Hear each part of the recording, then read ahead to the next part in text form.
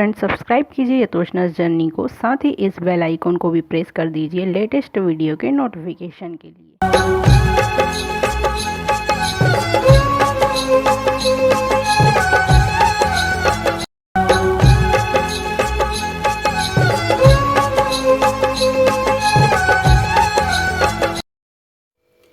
तो फ्रेंड्स, अभी जो है फ़ोटो शूट्स वगैरह बहुत हो गई है, फ़ोटो वोटो खिंच गई हैं और अब यहाँ पे तैयारी हो गई है कन्यादान की। तो यहाँ पे चच्चू चाची बैठे हुए हैं, मेरा कन्यादान लेंगे, मतलब चच्चू चाची ने मेरा कन्यादान लिया था। तो यहाँ पे बैठे हैं और वो कुछ तैयारियाँ कर रहे हैं। तो जैसा जैसा पंडित जी बता रहे हैं उनको, तो वैसा वैसा करते जा रहे हैं। और यहाँ साइड जो है दूल्हे राजा बैठे हुए हैं और उनको भी पंडित जी बता रहे हैं जो, तो वो भी करते जा रहे हैं। मतलब कुछ पूजा पाठ जो है करनी पड़ती है, सब तैयारियाँ करनी पड़ती हैं। तो जैसा जैसा पंडित जी उनको बता रहे हैं तो वो यहाँ पे कर रहे हैं।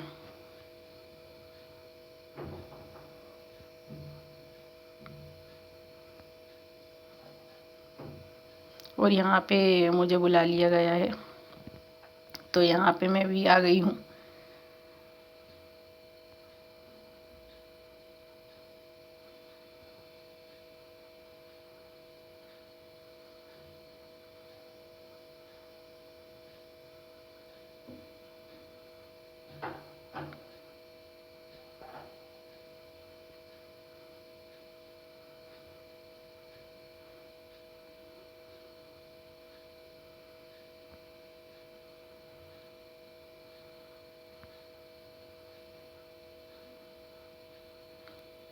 तो ये सब काम जो है ये सब मंडप के नीचे ही होता है।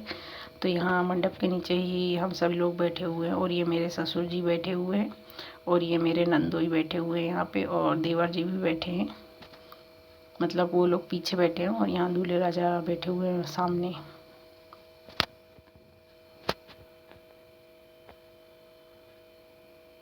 और यहाँ देखिए मेरे फूफा जी थोड़े से ऊँघ रहे हैं और ये मेरा भाई, इसे बहुत नींद आने लगी है। अब क्या, रात के लगभग 3 बज रहे थे इस समय पे। और यहाँ जब कन्यादान का ये होता है, इसमें पहले हल्दी से जो है हाथ पीले कर दिए जाते हैं, दुल्हन के भी और दूल्हे के भी। तो अभी मेरे चच्चू जो है मेरे हाथ में हल्दी लगा रहे हैं और फिर बाद में वो दूल्हे के हाथ में भी लगाएंगे हल्दी।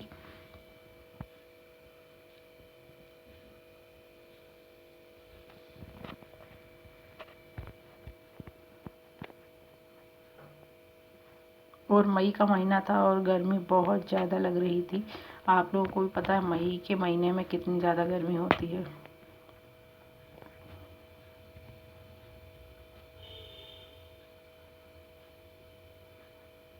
तो अब देखिए इनको भी जो है हल्दी लगा रहे हैं चच्चू। चच्चू मतलब चाचा जी। मैं आपको पहले भी बता चुकी हूँ कि हम लोग बचपन से हमारे चच्चू को, सॉरी, चाचा जी को चच्चू ही बोलते आए हैं। तो बीच बीच में मेरे मुँह से यदि चच्चू निकल जाए तो फिर समझ जाइएगा चाचा जी की मैं बात कर रही हूँ यहाँ पे। तो यहाँ पे दूल्हे के दोनों हाथों में जो है हल्दी लग गई है।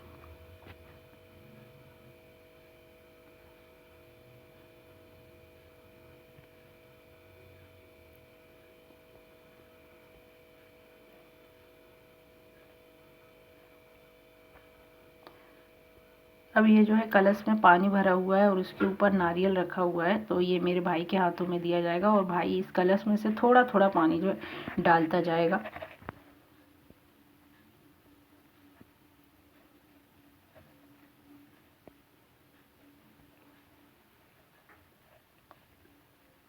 तो ये जो है कन्यादान का जो है कार्यक्रम हो रहा है यहाँ पे।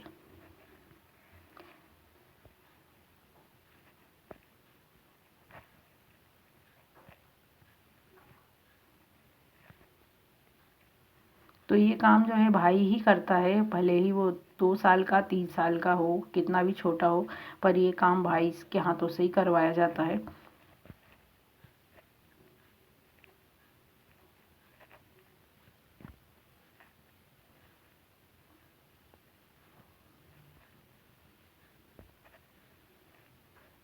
तो ये जो है विधि हो चुकी है कन्यादान की। तो यहाँ बीच में पंडित जी जो है बताते जाते हैं कैसा क्या करना है और उस हिसाब से सभी लोग करते जाते हैं।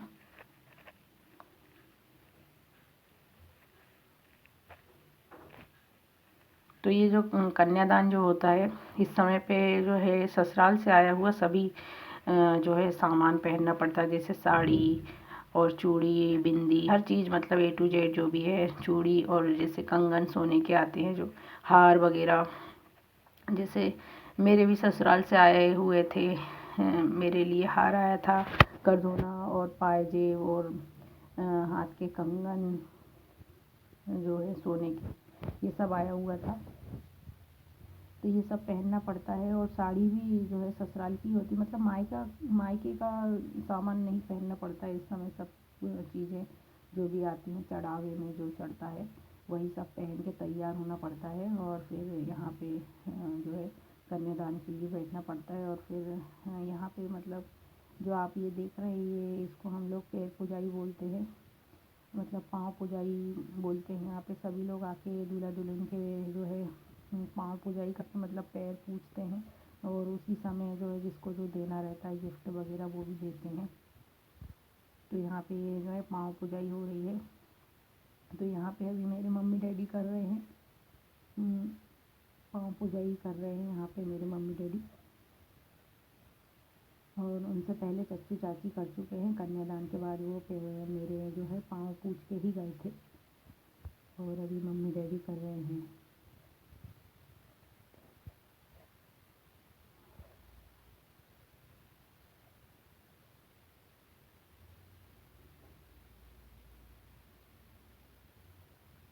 जितने भी यानी रिलेटिव्स होते हैं अपने, जितने भी अपने से बड़े होते हैं, मतलब सभी लोग जो है यहाँ पे पाँव पूजते हैं दूल्हा दुल्हन के आके। तो यहाँ पे ये अंगूठी जो है मेरी मम्मी डैडी ने दी है मुझे पैर पूजने में। बाकी तो पूरा सामान दिया ही हुआ है, आप लोगों को जैसे पता ही है घर गृहस्थी का सारा सामान देते हैं। बेटी की शादी में सब दहेज लगता है, जैसे कि आप लोगों को पता ही है। तो A to Z सामान तो घर गृहस्थी का दिया ही हुआ है। जो कि शर्मा अंकल आए हुए थे तो वही सोफे पे बैठे हुए थे, सीधा शर्मा अंकल जी आए हुए थे तो वही सोफे पे बैठे हुए थे, सोफे कुर्सी पे। और यहाँ पे पैर पुजाई का कार्यक्रम जो है लगभग 20-25-30 मिनट तक चलता है, क्योंकि सभी लोग एक एक करके आते हैं और जो है पैर पूजते हैं और फिर गिफ्ट देते हैं। तो यहाँ पे अभी मेरे बुआ फूफा जी आ चुके हैं पैर पूजने के लिए।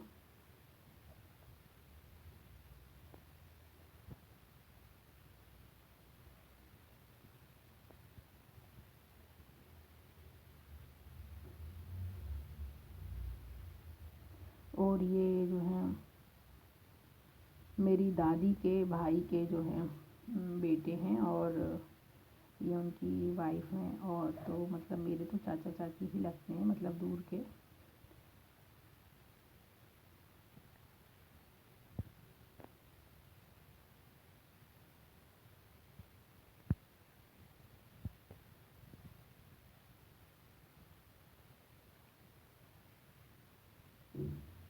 और इस समय पे लगभग रात का 4 बज रहा था जब ये पैर पुजाई हो रही थी, रात का 4 बज रहा था।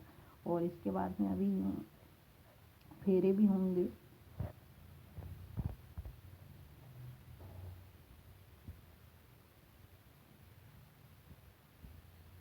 ये हमारी एक जबलपुर वाली बड़ी मम्मी जी हैं, हम लोग इनको जबलपुर वाली बड़ी मम्मी बोलते हैं। तो ये बहुत ही धार्मिक हैं। इन्होंने देखिए यहाँ से जो है पैर पूजने में जो है इस जल को ग्रहण भी किया। ये बहुत ही मानती हैं, बहुत ही धार्मिक हैं ये। और ये मेरी दादी हैं, ये भी पैर पूज रही हैं। और पीछे उनके बुआ जी बैठी हुई हैं।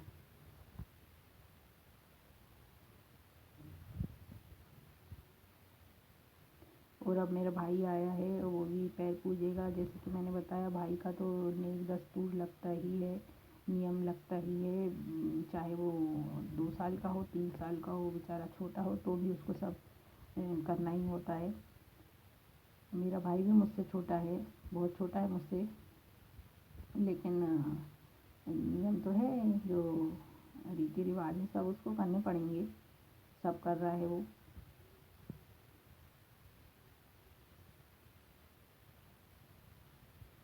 और अभी पंडित जी जो है मंत्र पढ़ते जा रहे हैं और हम लोग इसमें जो है ये जो है पूजा करते जा रहे हैं।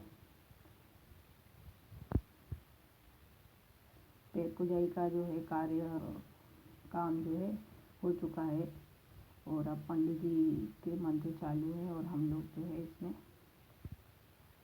ये जो कुंड, ये जो मतलब इसको हम लोग गुलसी बोलते हैं और आप लोग क्या बोलते हैं, सभी के यहाँ अलग अलग कुछ नाम होगा। जिसमें ये अग्नि जो जल रही है इसमें हम लोग ये डालते जा रहे हैं।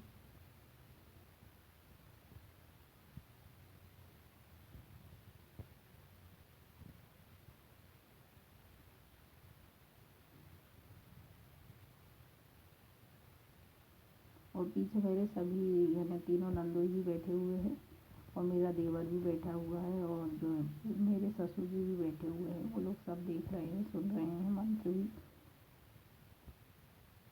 और हम लोग यहाँ बैठे हुए हैं।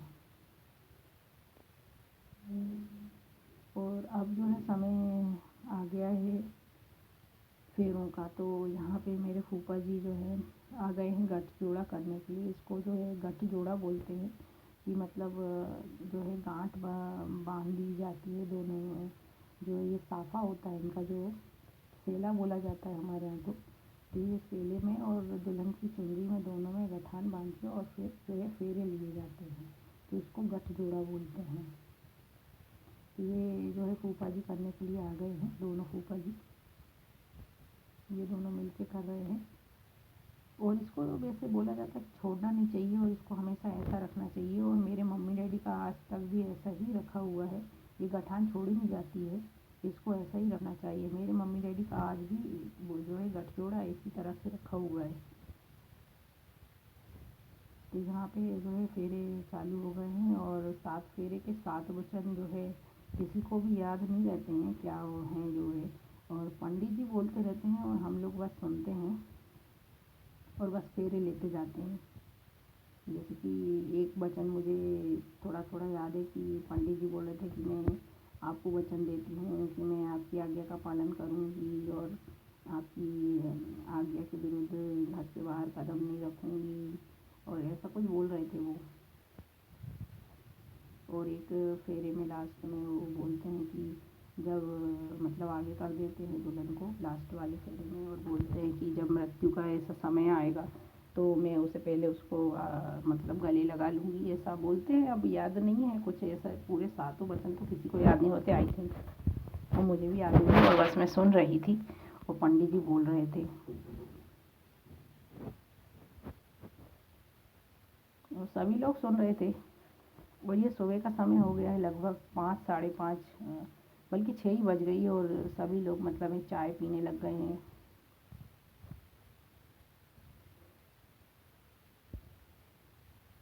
और जैसे कि गर्मियों के सीज़न में आप लोगों को पता ही है 5:30 बजे से ही बड़ा उजाला हो जाता है। मई का महीना था जैसे कि, तो कितना उजाला हो जाता है, ऐसा लगता है कि 7-8 बज रही हो। 6 बजे से तो बढ़िया धूप निकल आती है। तो मई का महीना था तो फिर कितनी गर्मी थी आप लोग समझ ही सकते हैं। तो यहाँ पे सभी लोग चाय आय पीने लग गए हैं, सुबह की चाय यहाँ पे बन गई है।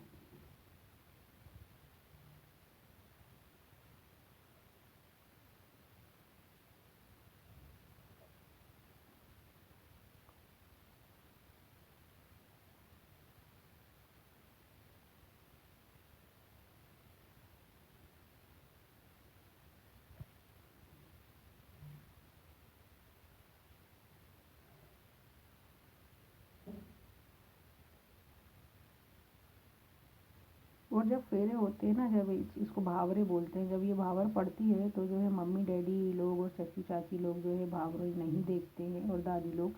तो पंडित जी ने बोल दिया था तो फिर मम्मी डैडी और चाचू चाची और दादी यहाँ पे नहीं थे, उन्होंने ये फेरे हमारे नहीं देखे और नहीं देखते हैं। मतलब ऐसा बोला जाता है कि नहीं देखते हैं, भावरे नहीं देखते हैं, माँ बाप नहीं देखते हैं।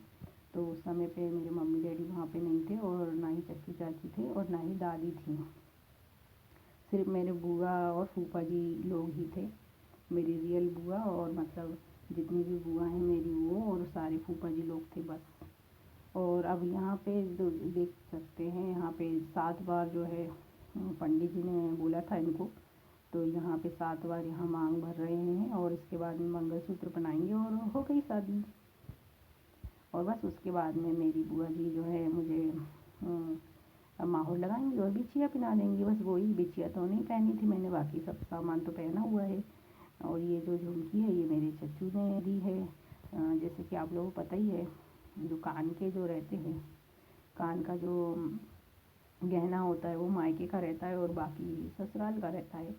तो हमारे यहाँ ऐसे ही रिवाज है। अब आप लोगों में कैसा रिवाज है वो मुझे नहीं पता। तो जो कान के जो ईयर रिंग्स होते हैं वो मायके की तरफ से रहते हैं और अंगूठी वगैरह बाकी सब ससुराल का पहन के यहाँ पे बैठना पड़ता है। तो ससुराल से ये जो मतलब जो है कान के नहीं आते हैं, झुमकी वगैरह नहीं रहती है, ये सब मायके से देना पड़ता है और बाकी सब चीज़ें ससुराल की पहन के इस समय पे बैठना पड़ता है। तो यहाँ पे इन्होंने मंगलसूत्र भी पहना दिया है। तो अब मेरी बुआ जी जो हैं वो मुझे माहौर लगा रही हैं और इसके बाद में बिछिया पहना देंगी। ऐसा हमारे यहाँ रिवाज माना जाता है कि जो बिछिया है वो बुआ जी ही पहनाती हैं।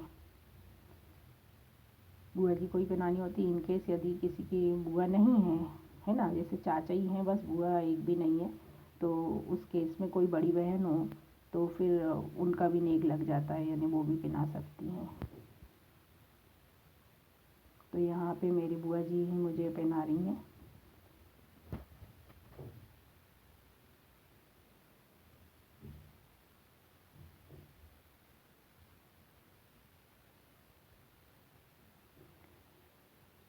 तो इस समय पे भी कुछ कुछ जो है पंडित जी जो है मंत्र पढ़ रहे हैं। मतलब अब हम लोग इतना नहीं समझते क्या क्या मंत्र होते हैं उस समय पे, लेकिन हाँ पंडित जी उस समय पे भी कुछ कुछ मंत्र पढ़ रहे थे। जब माहौर मुझे लग रहा था, बिछिया पहन रही थी, जो भी है, तो पंडित जी के मंत्र चालू थे, देख सकते हैं आप।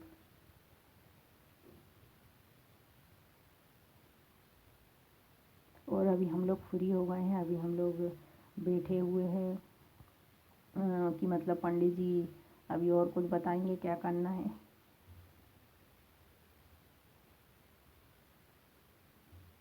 और ये जो आप देख रहे हैं ये 7 जो है नदी पर्वत पहाड़ ये बनाए गए हैं कृत्रिम रूप से, मतलब चावल के बना दिए गए हैं। और यही मतलब हम लोग वेट कर रहे थे और पंडित जी ये बना रहे थे चावल से। तो ये मुझे जो है पार करना है, मतलब पैर से, एक पैर से करना रहता है। बहुत ही मुश्किल से मैंने ये किया क्योंकि दूसरा पैर नहीं उठाना पड़ता है, सिर्फ एक पैर से ये करना पड़ता है। तो मैंने किया, लेकिन बहुत मुझे तकलीफ़ गई। आप ही सोचिए इतना लंबा बना के उन्होंने कहा कि सिर्फ एक पैर से इनको करो और दूसरा पैर टच मत करना। तो फिर लेकिन मेरे से बन गया, आखिर मैंने कर दिया। और लास्ट में ये जो है मेरे सबसे छोटे नंदोई जी हैं।